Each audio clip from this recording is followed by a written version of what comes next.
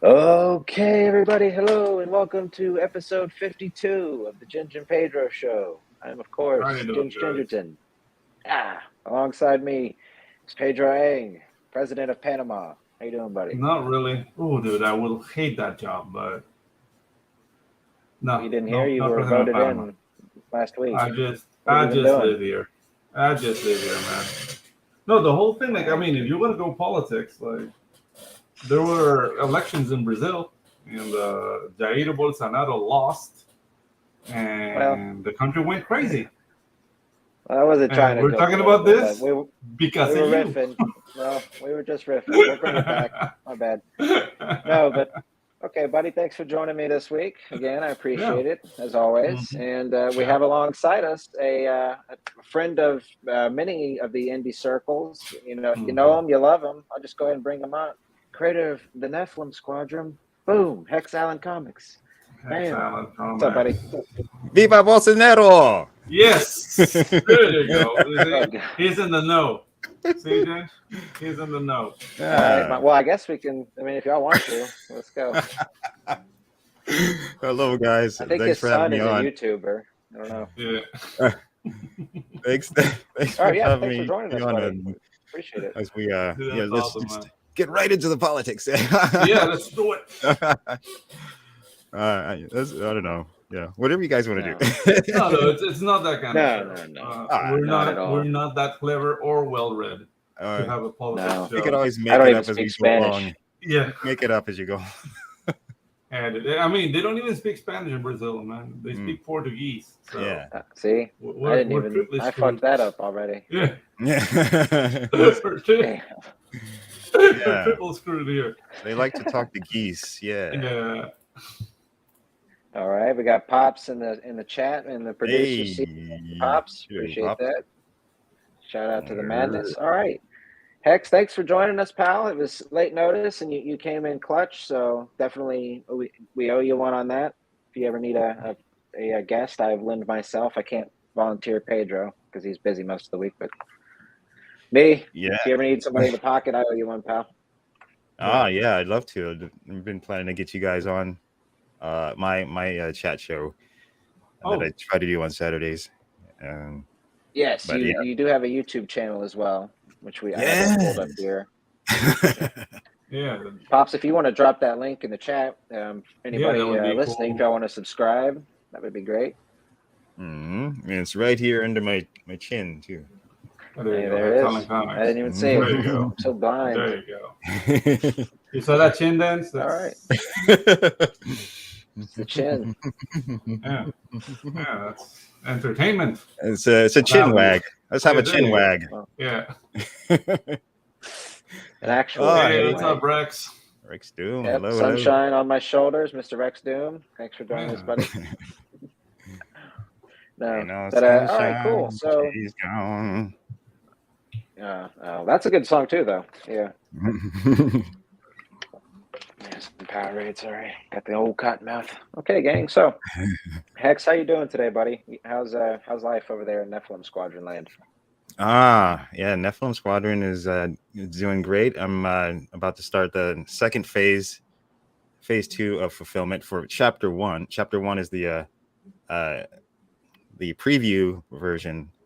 That's a campaign that's closed, and I'm fulfilling that right now. But currently is the volume 1 is the full color graphic novel that's on Indiegogo right now, and and as soon as I'm done with fulfillment for chapter 1, I'll get full bore back into that. I got about 40 more pages to go, but it's all like planned out. Everything's laid out and pre-written.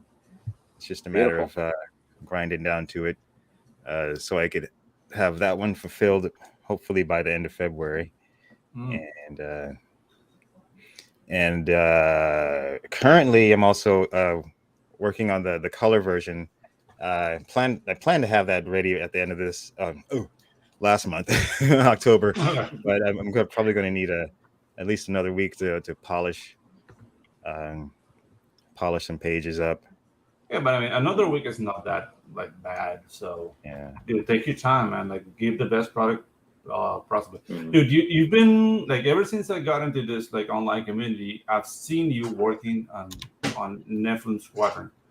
Has this been like your life obsession, or have you done something before? Like, tell us about your journey. Like, what got you into comics first? Oh well, yeah, I've been into comics since probably around 1985.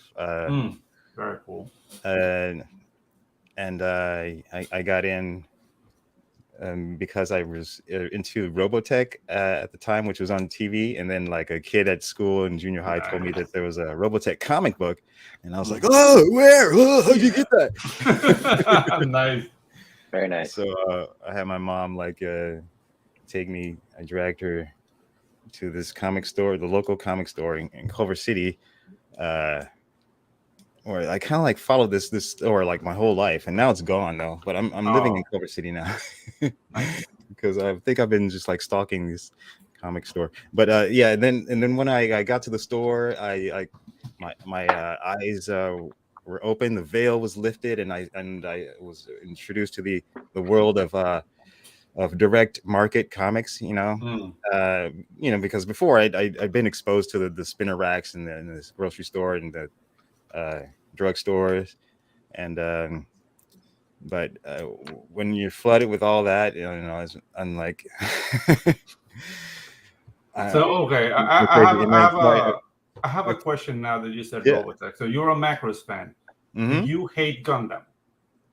I'm not a big fan of Gundam. I know yes, people are crazy about Gundam. I knew it. All right, let's get controversial here now. Yeah, let's do it.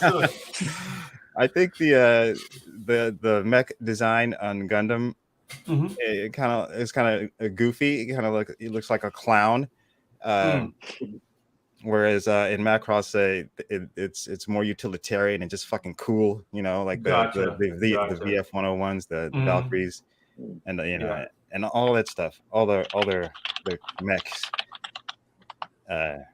So that's where I stand on it. It's all right. Like the thing is, like, to me, like I love them both because, dude, like I grew up watching like super mecha anime, and then what they call like real mecha, and I ate up Macross and I ate up Gundam like equally. Like I enjoyed the stories and Gundam, but the whole goofy aspect of the Gundam, like that's a valid point. Like actually, I like more the Sion designs, like the Sakus. They look more like a military piece of hardware, more so than the Gundam. The Gundam looks like a doll. Yeah. So it makes perfect sense. A toy or a clown. Yeah. I just keep thinking a clown. A clown, yeah. Hey, what's up, Sim? Yeah, here's some Macross. Yeah. Dude, what's up, Sim? Chris Fisk. Hello, Chris. Ah, yeah. Shout out to Chris. Yeah. I've got those die-cast toys behind me. Oh, sweet. Very nice. The BF1 Valkyrie, man. They're still in the box, but one day I'm gonna take them out, and they have got a ton of decals on them, so I gotta do that carefully, and then display them properly. What was first, Transformers or Macross? Macross. No, Gundam was first, I think. Because Gundam was like the 70s. 82? 82. Robotech. The thing is, like they bought Robotech, like an American Harmony Gold, bought the Macross saga, and bought 2 other animes, and they just brought the material to the US and came up with the story. So the second Robotech saga is some other anime, and the third Robotech saga is another anime. So they just said like Rick Hunter is behind Mars and he's coming back. It was very weird, but it worked. Yeah. It worked, and then there was a bit of a backlash, and then people started to accept it, and dude, Gigantor is the original, but the thing is, like, see, I enjoyed that because it was meant to be, I wasn't like the story there was you weren't really taking it seriously, like the Gundam story, which was like a space opera epic, war story. Whereas Gigantor or Transor Z or Mazinger Z, those were kind of like made for kids, as far as I remember. Yeah, dude, Steel Jig, Super Magnetron, like we have them all down here in Latin America because we don't produce anything. So when like the TV station like, oh, they're doing stuff in Japan, like they brought it all. The things like at the beginning we didn't have like translators, so they just made the dialogue. It was very funny watching like those like 80s translated thing. I think he's saying that. Oh, they were translated though, or is just they weren't translated. They were just like making it up. I think he's saying that. He's saying that, and yeah, just like really goofy dialogue. And then we got like proper translations. But dude, like we watched the entire, like for example, you guys got like Saint Seiya. Like you guys hate Saint Seiya in the US because you only got like 40 episodes. Saint Seiya is like 200 and something episodes. Oh, I've never seen that. Right. Yeah, dude, it's like the Zodiac Knights or whatever, right? Yeah, exactly. It's like guys who would take like a constellation and would give him an armor, and they fight for Athena. And yeah, I mean, I've seen it recently, but I mean, like, I never saw it growing up. Yeah, it was never famous in the U.S. because they butched it up. They said that it was on too violent. briefly. Yeah, I recall, or Adult Swim briefly. Yeah. Like I remember just catching random scenes when I was like 16, maybe 14, something like that. All right. Well, okay. Well, that was fun. I could go on and on. Cool. And I got books I could show. But and back to the guest. Oh, very cool. So yeah, go ahead, Pedro, please. So seeing your influences, what's like your inspiration for Nephilim Squadron? Like, what got the story going? Like, is there any story, any comic book you saw? Like, okay, I can make something like this, or where did the inspiration for it? Because it's very like I love what you did with the technology. It's very cool. Because I mean, I'm already like acquainted with the IP, and I see a lot of worlds or Gatchaman within it, but there's other elements. So could you please elaborate there? Oh yeah, well, I guess starting with the characters, that was like just the look of them were kind of based on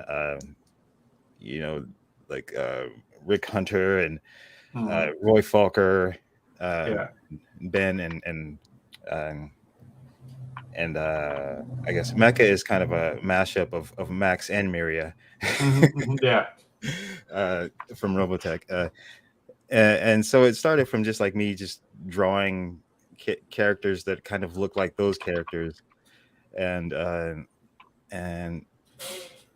thought and also like a big influence was also like stuff like Platoon, like the movie Platoon, and other weird like stuff that have nothing to do with anime, like the Baba Black Sheep show, Black Sheep Squadron. Yeah, dude. And the Iraq War, the first Iraq War, and I guess when I started developing it, finally, I guess around late 80s, early 90s. Oh, what's that? Hey, how did you get one of those? Hey, I'm side by side. Oh, I thought that was Pedro. No, it's not me. Oh, Pops, my hands are free. Okay. So some of those influences were included in like the greater themes, and then the story is pretty much an original story, I guess, and it evolved over time. I haven't seen this, but I mean, obviously, it probably goes without saying. Yeah. That movie really blew me away. I've only seen it like once, in like all honesty, like just maybe like 2 years ago. And man, what a ride that was. Out of all those NAM movies, because there were a bunch after Platoon, they came like 20 like NAM movies. The one that stayed with me was Hamburger Hill. Oh, I was just about to say that. Yeah, dude, that was an awesome film, dude. So bleak, freaking bleak. Oh my god, I haven't seen it. Yeah, dude. Oh. Check it out, dude. That's a must. Yeah. All right, absolutely. Yeah. Shout out to Neo Star Productions. What's up, buddy? Thanks for coming by. Hey, what's up? Yep. All right. Cool. Oh, yeah. So the story developed like I kind of like I stopped working on it, but I always thought about it over the years, and so I kept like building up the world over the years, and actually did and one issue, and this was like late 90s, 99, and but I didn't really show it to anybody, and it's kind of hidden away somewhere. Maybe Do I'll you still show it have one it though, day. like the original? Yeah. Pages? Oh yeah. It's Yeah, online very somewhere cool. if you can find it. Wow. Yeah. Is there like But a yeah, it wasn't scavenger good enough. reward? So Hmm? So like a scavenger reward if we track it down, or just the satisfaction of finding it? No prize. Yeah. Yeah, it's not a bad idea. Fair enough. Okay, very cool, man. So before we get any further into Nephilim Squadron, I do kind of want to get to know just a little bit about your creative journey. Before we got here. So you're a writer and an artist. Which one came first? And just tell us about your process. I guess I was an artist first, and then as I got into the academic circles, I became more infatuated with writing and novels. The classics, some modern classics.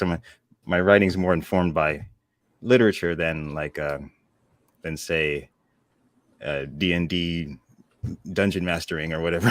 Okay. Right. So yeah, I took a great interest in writing, and it was kind of a simultaneous thing. I was just like, I thought I was going to be a painter, like a fine artist, and a poet, that kind of shit. Fucking stupid romantic drunk asshole. Oh, dude. Yeah. Oh, man. I thought I was going to be the next Black Bukowski, and dude, that's not a bad title.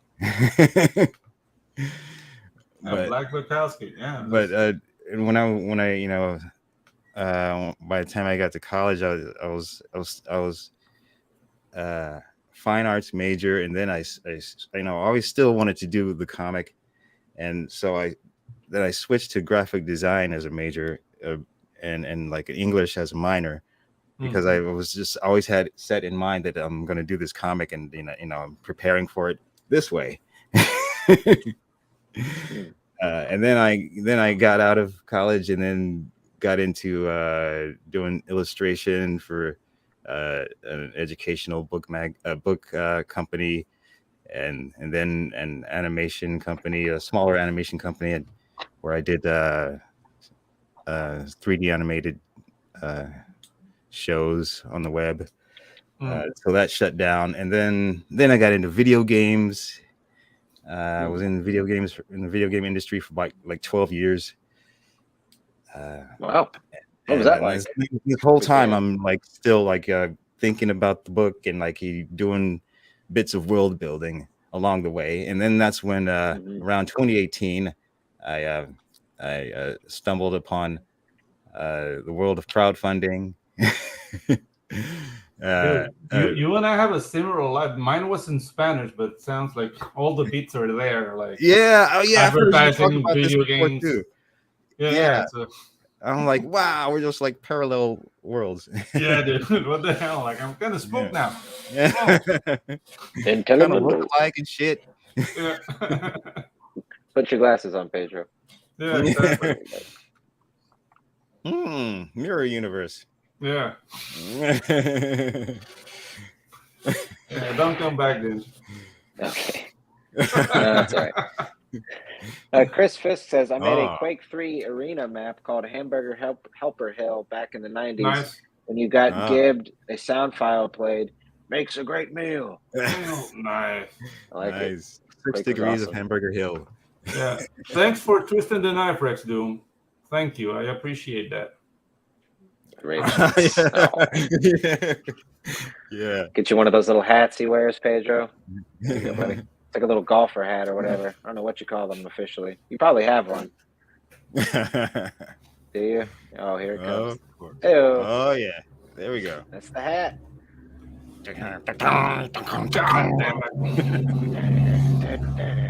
Shut up, truck. All right. It's part of the soundtrack. Yeah. All right. Very nice. Okay. So, let's just talk. Let's talk creative. What's your in terms of when you approach writing a script? How do you do it typically? Do you write the script out, or do you just draw it out since you're the artist as well, or do you do a mixture of both? What's your forte? Mostly, it comes from I take notes, and then I work it into an actual like panel by panel description in type of script, a kind of traditional sort of thing with panel descriptions and dialogue and and then from there I go into thumbnails. Like I make little thumbnails in my sketchbook, and then by the time I get to the actual page, I draw on like the Blue Line Pro artboard with a blue line pencil, and then when I get to that point, things sometimes will change, and then sometimes pages will change entirely by the time I get to that point. But for the most part, I do try to stick to the script and then the layout. So yeah, that's pretty much. It's kind of like traditionally. I don't know. Is that kind of like a traditional way of working? I guess. Yeah. But yeah, there are some pages where I just just throw out the dialogue that I wrote, and then I'll just draw it on the page first, and then add dialogue. But for a handful of pages, usually in that case. All right, very nice. Okay, yeah. So it sounds like a pretty traditional way to go about it, but that's nothing wrong with that at all. No? Well, actually, wasn't it more traditional, like the way like Kirby, he would just draw shit on me? Yeah, but and that's Stan. Like, I really don't want to write. Yeah, I don't know. All right, so I'm gonna hit this trailer real quick, if you don't mind. See what we got. Yeah. Hey, you, sci-fi fan. Are you finally ready to have your head explode? Never before seen sci-fi action. A strange new world. Exotic technology. Kick-ass characters. And a story that will turn your mind inside out. All right. Nephilim Squadron, Volume 1. Available now on Indiegogo. Yeah, motherfuckers. Was that choppy for you as it was for me? It was a bit choppy, yeah. Oh. I don't know. Was that your internet? It was. I can say it was not my Latin American internet. It was Florida internet. We are streaming to a lot of places, but it came across good on my end. But maybe maybe that has something to do with it. I'm not sure, but we do have Mrs. Good Stuff in the chat. Hello. Hey, Mrs. Good Stuff. Good Stuff. How are you doing, so? Ictus, what's up, buddy? Thanks for coming by, partner. What's up, Ictus? Nice guy. That game is. So, who did the voice on that? Was that you? Oh yeah. I kind of doubled up the voice on that. A man of many talents. Is it? I can't. You could tell it's me. I bet. I was trying to disguise my voice a bit. I wouldn't say necessarily, but I took a stab at it. But I wouldn't have been surprised if he'd hired somebody else. Honestly, I was listening for Luke's voice. I know he's sort of the dude. Oh, Luke is for the next video, I'll probably just go the opposite direction and be like, Nephilim Squadron Volume 2. Nice. Oh, God. Elmo says That was terrifying. That's not gonna work. But Elmo is a registered sex offender. Dude, that Elmo thing. Uh-oh. Bad Elmo, go away. Uh-oh. Sorry, where are we going with this? Elmo just wants to be tickled. That's all. Mm. All right. You went there. Too much green tea, I think. Yeah. All right, we got Vincent. What's up, Vincent? Thanks for coming by, buddy. What's up, Vincent? Hey. So you're still in demand? Yeah. in demand until I reach satisfaction. Okay, cool. So what kind of tiers are open Yes, I will scroll down. for the in-demand well, there's campaign? a Yeah. wide variety Of of variant covers. Yeah. And So we can put this Elmo thing behind us. Man, look, I just had to get that out there. And Things got put it to weird. bed, It finally. just got weird. Oh, I recognize this style. This is Plagal, right? Who? Can you go up, Ginge? That's Dan Plagal's art. Oh yeah, I thought you said Fuego. Boob Yeah, it Dan. is No, Fuego. Plagal, Dan Plagal. Yeah, Fuego. Boob Dan. I knew those Yeah, tits Fuego. anywhere. Bringing the Mhm. Fuego. And Yes, bringing that's the the- Fuego. Dan Plagal with the Fuego. Yeah, that's There you the go. Milky Way variant. I call it the Milky Way variant Yeah, I can see how I'm kind of thirsty for myself. reasons. Mhm. Yeah, It. and, Very and all nice. these tiers come with the graphic novel, 80 pages in color, Very cool. and a digital download of it, and a bookmark, a sticker, a pin, and the stretch goal items. Very Alrighty. nice. Wonderful. Yeah. So before we get a little too further into the end game, this is end game of the show. We're talking perks. Let's talk storyline here. Am I did you jumping the gun? Not at all, buddy. You're doing great. I Okay. appreciate you and your hat. Your hat. Thank You're really you. holding it down with that hat on there, Tom. Yeah. Yeah, dude. Now people can tell the difference between us. Yeah, that's important. But no, if you want to just tell us the story here. I know the video did a good job, but hit me with the pitch, buddy. Yeah. All right, then. Yeah. Put you So on the it's spotlight. the book is it's about it's a war epic that takes place in the future in the 28th century on a planet colonized by humans. Oh, of course, by humans. Who else? A quick shout out to Neostar real quick. He says he's going to get him a copy of Nephilim Squadron. Thank you, buddy. Oh, hell yeah. Urgently hyped. All right. Thank you, my brother. Very cool. Very nice. There you go, Neostar. Yeah, so so even though it's a war epic, it's a personal journey of a cloned pilot who desires a soul, and that's what he thinks he wants at first. But over time, throughout the saga, he discovers that his destiny is far greater than even having a soul. But the overarching story is that on this planet where this war is going on, there's the backstory is that there's civilizations have formed over time through generations.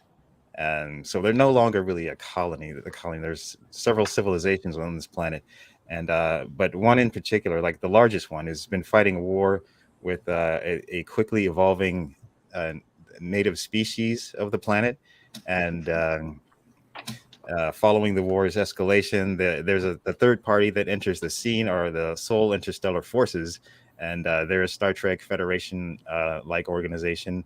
And they're sent to the planet to find out how and why these people on the planet have awakened this horrifying species and started a war with it. So that's where we're kind of in the middle of as we start. And then I just gotta say, sorry, go ahead. No, but I was just gonna say. Okay. Sorry. No, go ahead. My bad, brother. Go ahead, please. Oh, just to finish up the main characters, they end up like going down to the planet and starting trouble, and then things snowball from there. Yeah, right out the gate, dude. The concept itself is surprisingly, a clone wanting a soul. That's got a lot of, no pun intended. That's got a lot of soul. It's also got a lot of heart. It's kind of I wasn't expecting that at all. When you say you come from a literary sort of background in terms of a writer, like that's a very sort of literary concept, I feel like, and really just grabs you right away. Great job with that. Oh, thank you. Yeah. I try to squeeze some of that in, but and try not to make it boring. No, but it sort of fits the mecha genre too, because sometimes they dabble with that, sort of greater meaning of things. And yeah, I'm not sure I've seen this spin on it though. Yeah, as long as you don't go Evangelion. You know what? I did just in an earlier pitch. I did include that, but I decided to take it out because I think like the general audience really doesn't know Evangelion that well. Yeah, but I am kind of towards the end. I guess by the time we get to volume 4, it kind of goes in sort of that direction. But instead of going like in like the last couple of episodes of the first series of Evangelion, you're like, whoa, what's going on? What's happening? Wait, what the fuck? Yeah, exactly. Bullshit. But in mine, you'll be going, whoa, what's going on? Wait a minute, what the fuck? That was cool. That's the thing. Like Evangelion, like the ending of Evangelion ruined the whole series for me. Like I hated it, and I was like, oh my god, that's all I miss. Like I want to punch you in the throat. This sucks. But yeah, dude, like yeah. Chris Fisk has a. This is before I found out about that. Yeah. Now I'm seeing feet everywhere. Did you guys see that video of some chick asking Quentin Tarantino to sign her feet, and he was like the nicest guy about it? It was just funny. It's like he just seems so polite and approachable. He's like, "Hello, darling," and then she asked him, she's like, "Would you sign my foot?" And he's like, "Sure." He took it. It's like he seemed like a very. It's on YouTube. It's not on Pornhub. This isn't the start of a porno. Yeah, that sounds like Pornhub, but hey. No, it's like one of those 15-second videos. It's funny. Anywho, all right, was guys. Was the soundtrack funk music? Well, with me, it always gets weird. You can bust out the porno guitar there, Pedro. Go ahead. Yeah. Oh, I can do that, but I passed out today. No. Are you okay? Are you having a stroke, Pedro? No. All that porno guitar from earlier really takes it out. Yeah, all that porno guitar. No. I'm not as young as I used to be. No. Alrighty. No. Well. Okay, so could you talk a little bit about? We kind of like to get to know a little bit about the players within the universe. So without spoiling a little bit too much, could you talk about you sort of your main? Is this the main trio here? Yeah, that's Teru, and Mecha and Jason down at the bottom there, and Teru and Jason are clones, or in this world they're called Takwin. Whoa, is that me? No, that was me. No, that's the sounds of Panama. The rumbles I'm in the not jungle. that hungry, am I? No, dude, I live on the road to a mine. Yeah, so these guys, they're a couple of the hotshot pilots for the Seoul Interstellar Forces, and a couple of rabble rousers.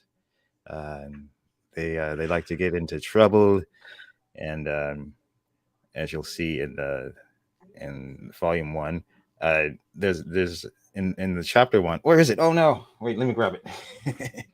Certainly, absolutely. Pedro, I'm just gonna. Beep. I gotta put you at the bottom real quick, buddy. I'm sorry. Oh right. No! Wait a minute. Back. This is a bad idea because the green screen. I will not forget this, Jen. Well, it's a good thing I made a variant cover. Well, Chris Fisk says overdosing on porno guitars can cause hair palms and zinc deficiency. This is true. This is true. And look at those tits. Oh, there we go. Hey. Are those this tits clones? Solo. This is actually was not meant to be a cover. This is the very rare. Only 50 of these were printed because this was just meant to be a promotional image. But I decided to make just a rare print around a 50 for my very special backers. But it's got the same book, same interiors. Cool. And yeah. So in that and there you see a hint of how Jason and Teru are raring to get into some trouble during their 3-day pass on the planet as they go out rabble rousing and drugging and drinking. And Mecca there is she is the commander, the direct commander of Teru, and tries to keep watch at him, keep him in line, and she also goes through some interesting character development over time. Developments, spiritual development. Despite what did her tits get any bigger? I'll ask what everybody's thinking. Despite the lascivious nature of the covers. Alrighty, rock and roll, dude. I definitely like that cover image on that little 50 run variant because it's got a what's the dude who's it's got a stylized look to it, but it sort of reminds me of sort of like Daniel Warren Johnson's style a little bit. It's like almost cartoonish, not in a negative fashion, but like some of the way that fire was hitting the bottom of the ship there, it looked like it was cool. Very nice. Daniel Warren Johnson? What does he do? He did Beta Ray Bill, that was big recently. But he also done some Ghost Rider stuff. But no, he's just got a unique look about his artwork too. It's got the similar shape, language, for lack of a better word. I'm just throwing out art terms now, hoping something sticks. I totally get that. Sounded very sophisticated. I'm broken, yeah. Good. Yeah. Did I pass? Did I work? Okay. All right. So do you want to have some tea with that? I got some Powerade. The best I can do, probably. Okay, we got Manticore. As you see, Manticore. What's up, Manticore? And there's that double page spread there. That's a spectacular dogfighting double page spread. Oh, dude. Spectacular. And okay, very nice. Yep. Yeah. So, what was I gonna say? Sorry, buddy. Nothing. I'm saving that for later. You see, keep interrupting the guests. I know. I'm horrible. I'm trying. So could you tell us a little bit about our bad guy? Is there like a big overarching villainous force, or is it more circumstantial? And this is interesting, by the way. We got to talk about this in a moment. Yeah, that's part of the world, but there is a singular bad guy. He's the dictator of this the nation on the planet. His name is Seaton Kokar, and he's sort of an oligarchical, benevolent dictator. But he's got his yoke on the people through keeping them sedated with drugs and misinformation, and and the thing is that he's I don't think this is a spoiler really, because this is kind of the crux of the thing. Is that the aliens or the creatures they're fighting? Those weird aliens with the 6 gashes in their faces. What they're doing is they're the Seaton Kokar, and he's in his army and his affiliates. They're abducting a bunch of these aliens and they're extracting their blood to make the drug that keeps the population under control. So it's kind of like he's really bad. He's a bad man. Yeah. Yeah. He's a bad man. Yeah. And through several manipulations and machinations, he works with and against the Soul Interstellar forces, and trying to obtain what he wants until he gets found out later on. All right. Well, very nice. Yeah, it sounds like a real, sucking, abducting people and turning their blood into drugs for the masses is pretty twisted. Mm-hmm. Are those kanji for real? Like this what? Like the kanji there, like these characters? Oh yeah, yeah, that's real. Yeah. Oh, cool, man. That's so cool. Cause yeah, I've seen people do that stuff, and it's like strict directly from the Chinese menu. And my wife's from Japan, and cool. She says it's very cool. Sweet. That's what it says. Nephilim Squadron. Awesome. Very nice. Right on. Yeah, dude. Like I try to study that like in my 20s, but I got occupied with other things. It takes a lot of it's a lot of effort. Focus and retention. Yeah. I can't retain that shit. Yeah, dude. It's like like I like learned katakana, hiragana, but when I got to kanji, it's like, dude, do I? Yeah, really... kanji, forget it. Yeah, no. All right, sweet. So yeah, there's indeed, Rex. So here's the world. The world, it's a very resource-rich planet with various lucrative businesses that spring up from it, and so the Seoul Interstellar Organization, they really like kind of leave this place alone because they bring in so much resources for other systems. And they don't. So some of these creatures here are like just a tip of the iceberg of the strange flora and fauna you'll see. Right on. Okay. And those are the Elseviology aliens, and they've developed over generations to make their own weapons and become more and more human-like.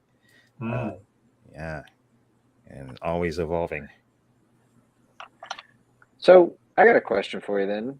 Could you talk a little bit about your creative process when designing aliens? Because do you approach it from a monster like standpoint, or it's kind of tricky coming up with shit off the top of your head like that? You know what I mean? Well, first, let me add a little more mescaline into my tea. There you go. All right, that'll work. Bam. Now we're talking. No, I was not on drugs when I made these. We're not implying that at all. Did they smile at them? Because that would be even scarier, honestly. Those guys with the holes in their faces, those actually just came from a dream. Just dreaming of like stuff that I just try to remember the weird stuff that I dream about, and those flying the what I call the shroom dragons. Oh, here we go with the drugs again. Hey, if it works, I swear to God, I was not high when I. Very reminiscent of Wayne Barlow. Oh, not sure who Wayne Barlow is, but no. Another weirdo. We got these blueberries in dismay over here. These guys are having a rough day. Yeah, I feel bad for them. They're just grown like that, frozen in time. Alrighty. Are they feeling emotion, or is it just the look? That's just the look. I don't know.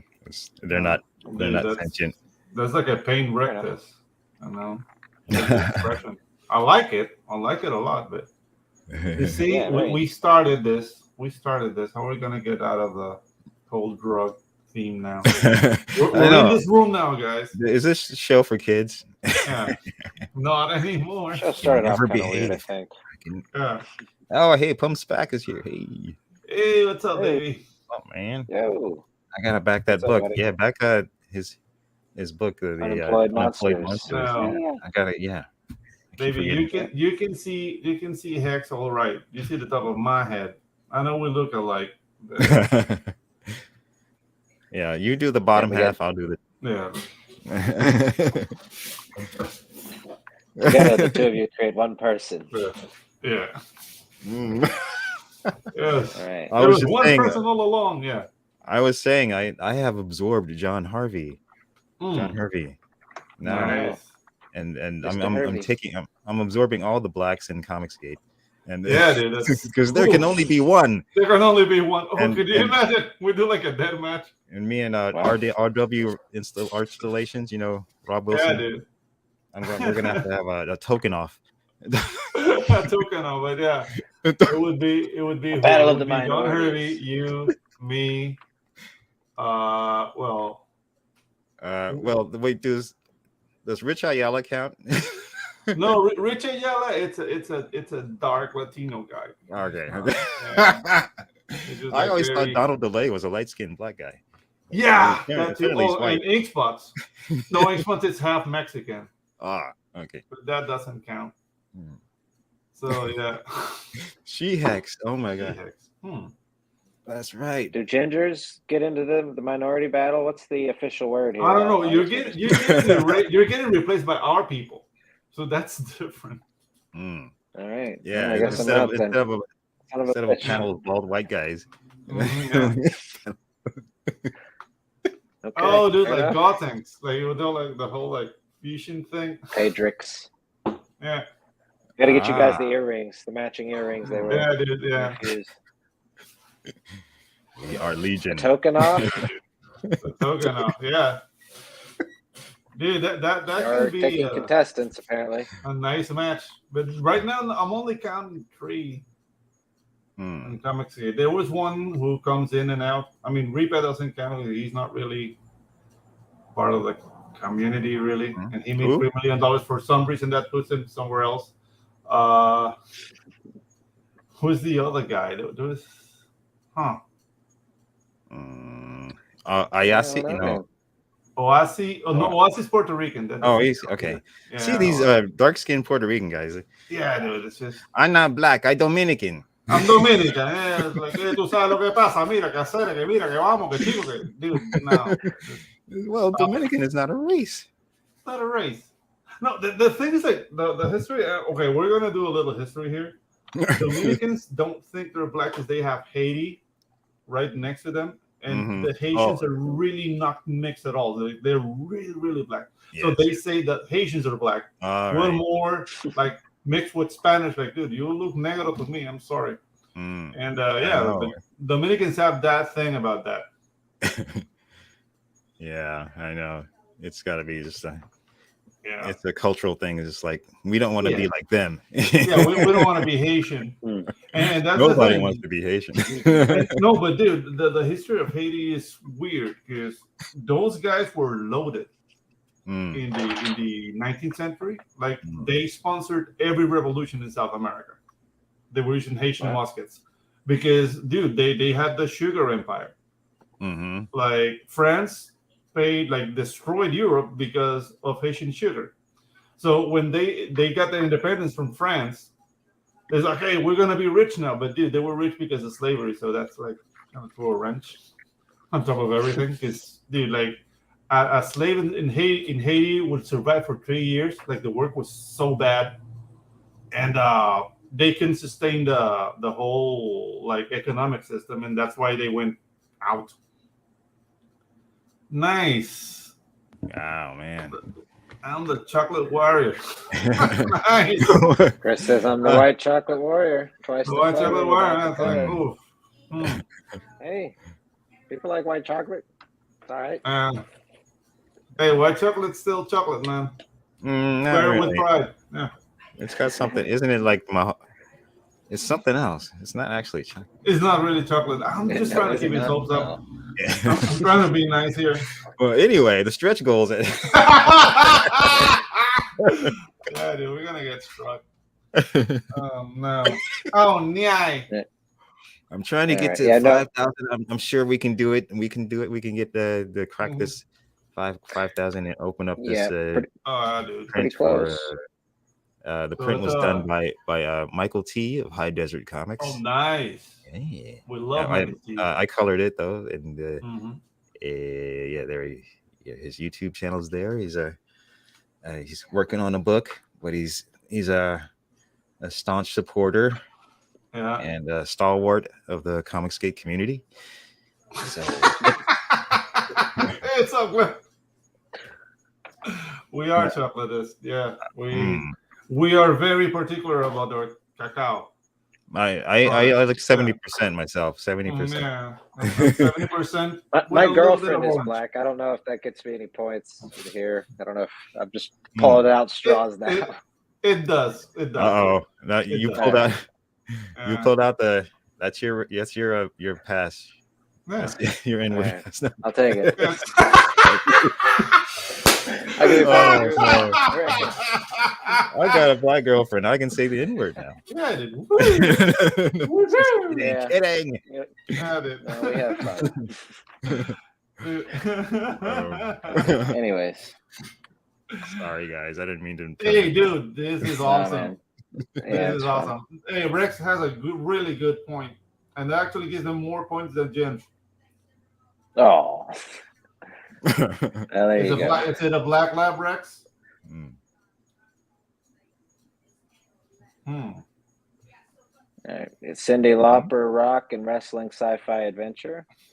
All righty. I'm not sure, but I'll take it. Out of context, maybe? I don't know.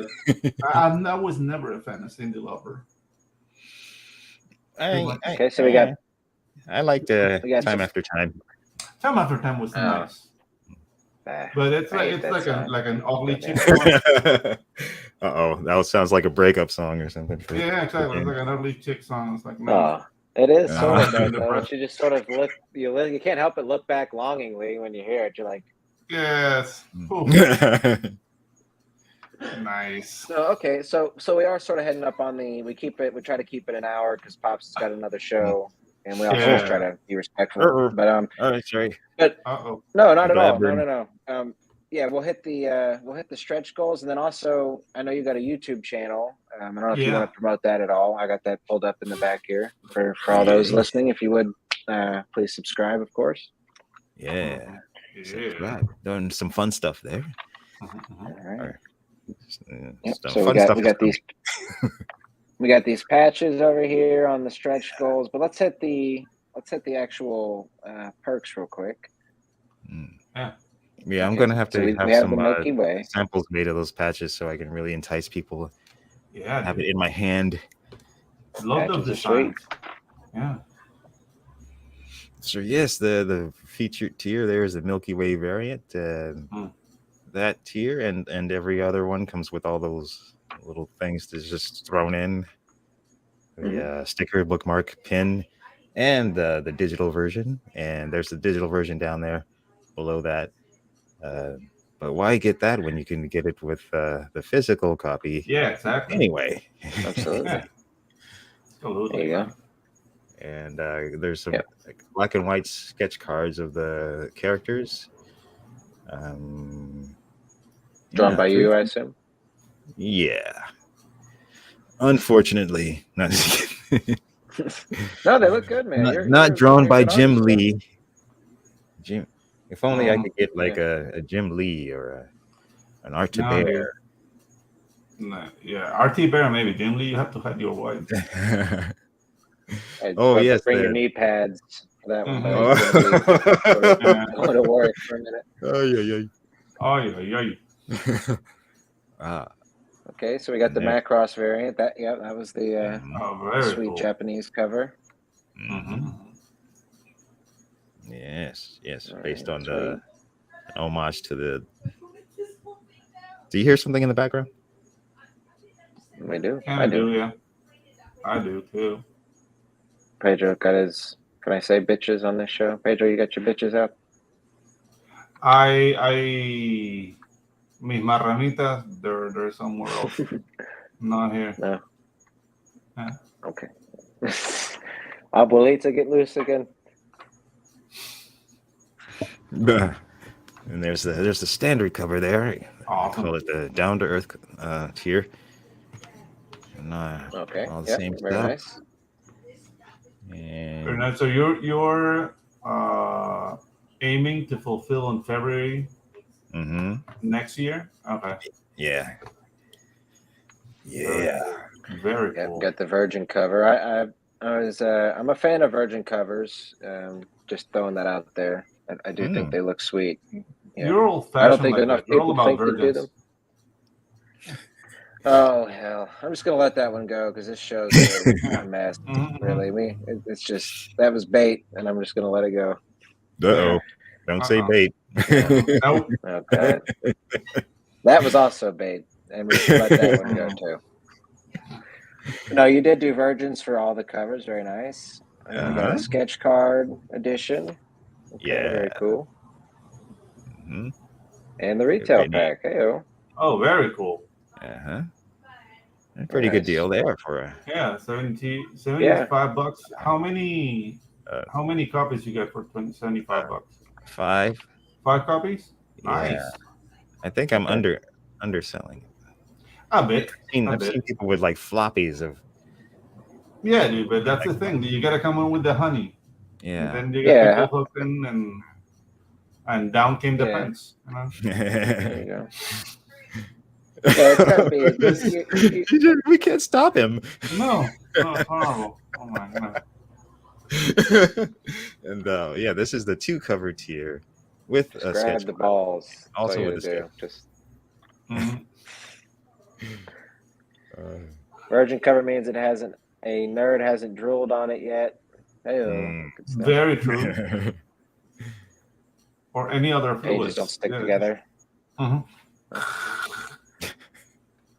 Okay, now we're just gonna keep riffing here. That's fun. Yeah. Thank you, Rex. I almost called you Neff, but you're not Neff Doom. You're not Neff. All right, sweet. So Rex Doom. Thank you.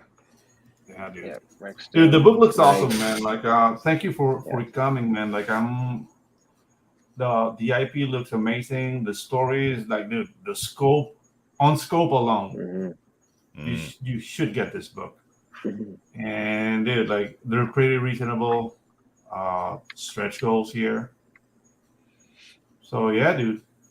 It's your fulfilling. Yes, it's my goal to make sure that the readers is more than satisfied.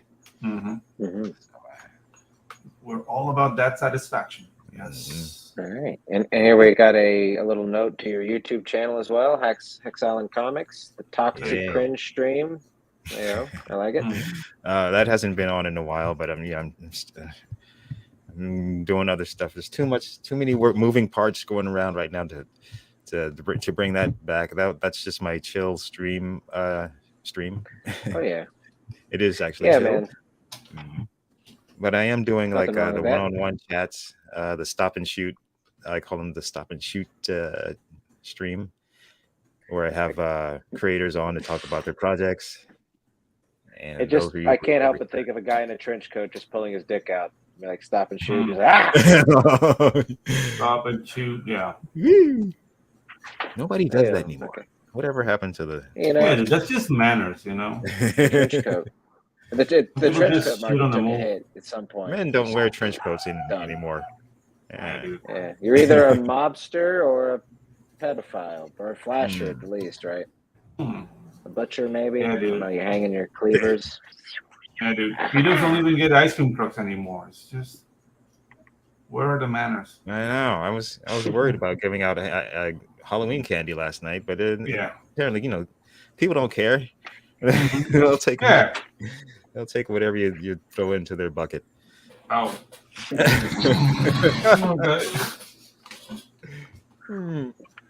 Okay. Anyways, so coming up on the hour here. We got Neostar Productions. I can't wait to read it. Yeah. Very all right, cool, buddy. Leon. Rock and roll. All right, man. To get it. Oh, and once Rex Doom. Once this chapter 1 is fulfilled, I'm going to put it up on the campaign page so it could ship immediately. Oh, awesome! If you want to get a little taste, probably next month.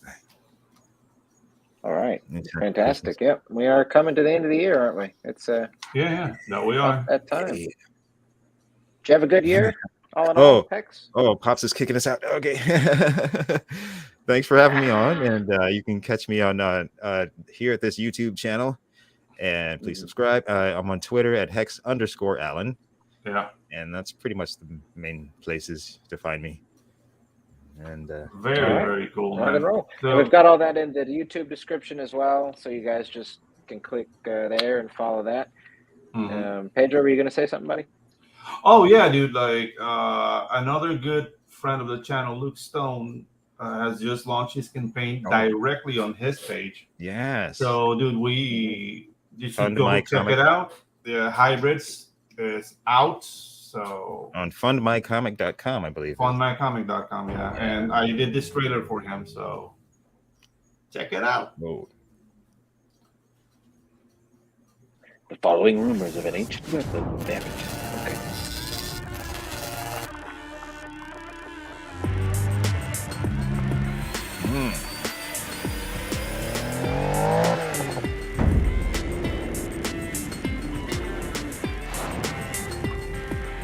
We know our enemy.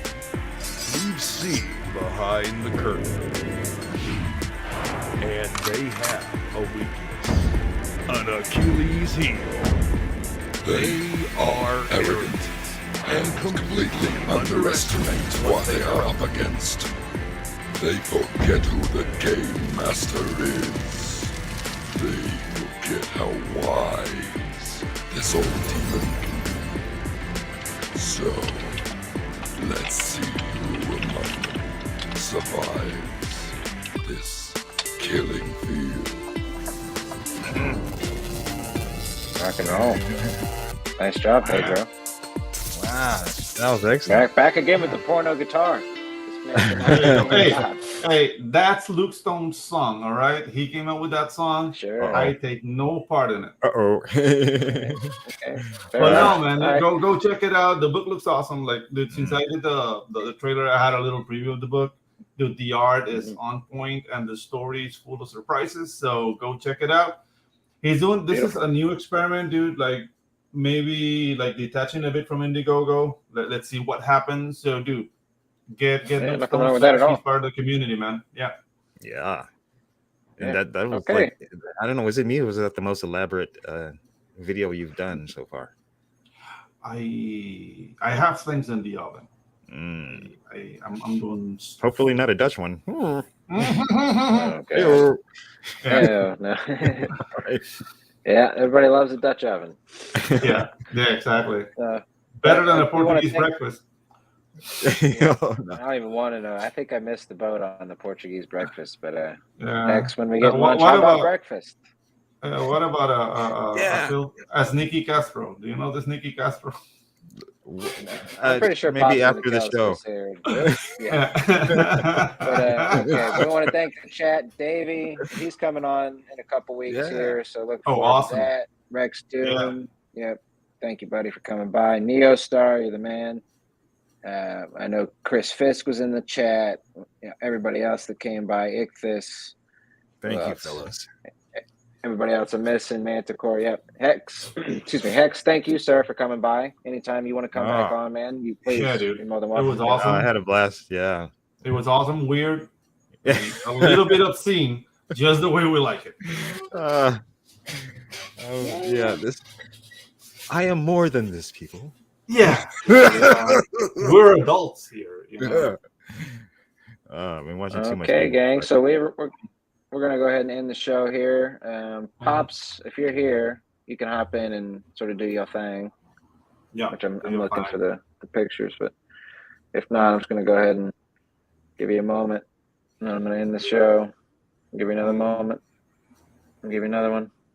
I'm trying. This magic moment. This.